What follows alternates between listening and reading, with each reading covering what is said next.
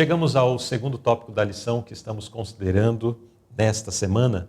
E nesse segundo tópico vamos falar um pouco sobre a bondade. Pergunta A. Como a bondade fraternal está intimamente ligada à verdadeira fé em Deus e a um testemunho adequado de Cristo? É interessante aqui, Luzilei, que o texto aqui proposto nessa primeira carta de João, bem no início do verso, se você perceber, vem falando assim, se alguém diz, na minha região tem um ditado que as pessoas, é um costume, falar assim, eu quero é prova. Uhum. Então o texto começa dizendo, se alguém diz que ele tem um relacionamento com Deus, que ele conhece a Deus, que ele ama a Deus, então é natural, é óbvio que ele também vá amar o seu irmão. O contrário não pode acontecer, porque se ele diz que ama e odeia o seu irmão, então ele está faltando com a verdade. Então ele revela em sua vida, na prática, que ele não tem nenhum relacionamento com Deus. Então se ele diz que tem e na prática revela que não é bem assim, a única palavra, e o texto aqui é até um pouco forte, mas infelizmente a pessoa tem que ouvir essa verdade, se torna um mentiroso. É contraditório alguém dizer que ama a Deus e ao mesmo tempo odiar o seu irmão. Então não faz sentido, né? Então, quando nós estamos intimamente ligados à verdadeira fé em Deus, então vamos automaticamente dar um bom testemunho.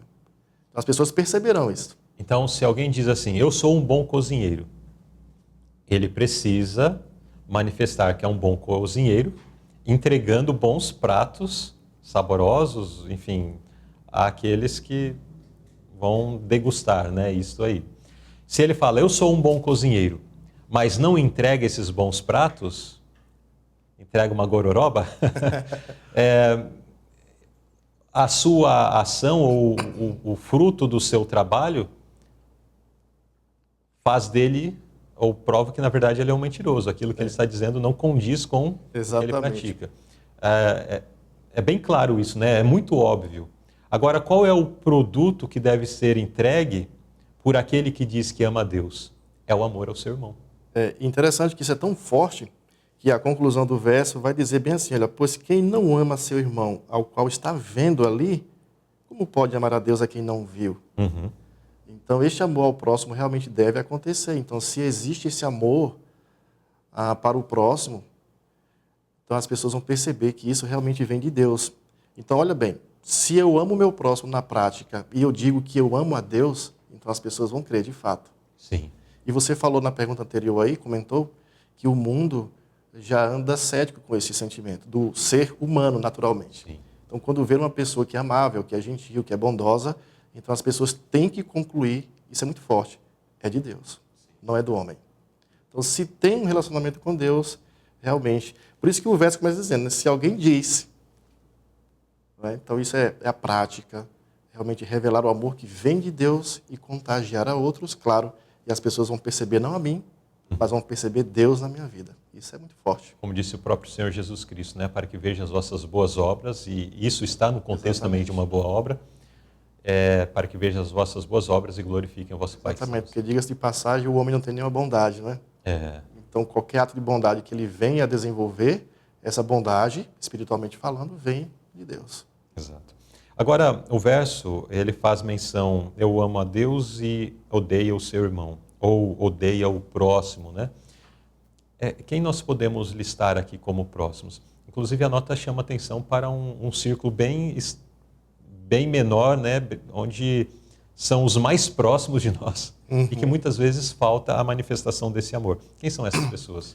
Olha, eu posso contextualizar primeiro aqueles que estão à nossa volta, que esse é o amor primário, que temos que revelar. Os familiares. Porque se o amor não é revelado ali, é complicado. Então, assim, este amor precisa ser revelado com quem está mais próximo ali, é o amor primário, mas também com outras pessoas que pensam diferente de mim. E que às vezes nós consideramos que sejam nossos inimigos. E são estes que realmente precisam de ver o amor que vem de Deus para elas entenderem que elas precisam também desse amor. Então, talvez alguém que seja de uma outra comunidade, não são nossos inimigos, são nossos irmãos também. Por mais que pensem diferente, mas devemos amá-las também. Então, eu acredito, Luzilei, que esse amor envolve a todos, sem exceção. Exatamente. Então, não existe um uma marca que fala: os que estão aqui são meu próximo. Aqueles que estão depois daquela divisa não são meu próximo. A eles eu posso mandar bomba, né? Uhum. É o conceito do mundo. Não gosta daquele povo, manda bomba. Ou, enfim. E aí existe outro aspecto onde as pessoas estão brigando e a gente nem não consegue entender quem tem razão nisso Exatamente. tudo, né? Tem pessoas que perdem a sensibilidade ou perdem o relacionamento porque o outro pensa diferente. E é nesse momento que o cristão ele precisa revelar a verdade, mas é uma verdade que vem carregada de amor. E as pessoas percebem. Sim. Uma verdade ela é dita, mas o outro percebe que foi falada a verdade, mas com amor. E precisamos entender que quando agimos dessa forma, é Deus quem realiza a obra, não é? Uhum. É Deus quem realiza a obra do outro, compreender que precisa também dessa graça, precisa desse amor também, dessa Exato. bondade, né? Muito bem. A nota faz várias menções, né, em relação ao lar, manifestar esse amor no lar. Faz menção de que o Senhor do céu concedeu ao ser humano o seu real valor. E se essa pessoa é indelicada em seu lar, é sinal de que não está qualificada para o lar celestial. Olha que pesado isso daqui. Se a pessoa é indelicada no lar, age com aspereza para com o cônjuge, para com os filhos, para com os pais, é um sinal de que essa pessoa está muito distante de alcançar o lar celestial. E sem insistir em fazer tudo do seu jeito, sem se importar a quem vai ferir, ela não ficará satisfeita no céu, a menos que possa governá-lo. O amor de Cristo deve controlar nosso coração e, como resultado, a paz de Deus habitará em nosso lar. Busque a Deus com uma atitude humilde e contrita, e a compaixão pelos seus irmãos o tornará mais amável. Somente Deus na nossa vida. O irmão Eliton tem insistido nisso. Não é comum ao ser humano. O ser humano tal. Então, quando alguém manifesta, já vem à mente. E ele está fazendo porque tem Deus no coração, tem Deus na sua vida. E cada vez que eu leio esses comentários inspirados, Luzley, eu fico Sim. mais impressionado que é coisa de Deus realmente, porque a serva do Senhor aqui escreveu de forma muito sublime e poderosa quando ela coloca aqui, olha, o amor de Cristo deve controlar nosso coração. Uhum. Essa aqui é a maior prova de que não é do homem, né? É Sim. Deus. Deus controla a minha vida, o meu coração e direciona de uma forma tão poderosa que vamos ter compaixão pelos irmãos. Muito bem. Vamos à próxima pergunta, pergunta B. Cite um passo básico que é para desenvolver a bondade fraternal. Qual é o passo inicial, então, necessário para que nós possamos, como consequência, desenvolver a bondade fraternal? Então, a lição ela vem tratando de gentileza, de bondade, né? E vai tratar aqui de outros princípios importantes também. E nessa pergunta aqui, eu fico impressionado com a sabedoria de Cristo, quando ele ensina a forma como devemos orar, e ele traz uma responsabilidade para nós, para o crente, né? Então, presta bem como é que Jesus fala. Jesus ele diz assim, olha, e perdoando as nossas dívidas, assim como nós perdoamos. É uma ação que a gente já faz. Então, assim, a gente procura o amor de Deus, primeiro porque já amamos também, no sentido do perdão, né?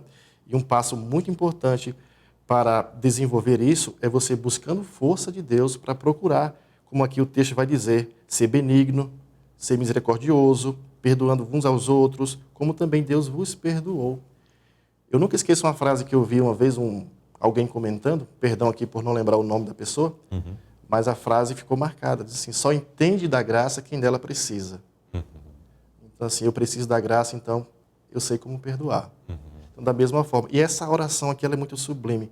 Então, Deus ele nos perdoa porque já realizamos esta ação. Entende? Então, o cristão, ele buscando força de Deus para praticar esses princípios, então eu acredito que ele vai desenvolver a bondade fraternal. Exato. Desta forma, perdoando. E eu confesso para você, Luzley, que, bom, somos próximos, né? Sim. Somos semelhantes, então, assim, sabemos muito bem como é difícil o perdão, humanamente falando. E eu repito, precisamos muito de Deus em nossa vida, não é? Exatamente. Esse aspecto do perdão, o irmão Wellington já tem mencionado aqui, e o verso ele coloca como sendo uma cláusula necessária de ser cumprida para que nós alcancemos o perdão de Deus.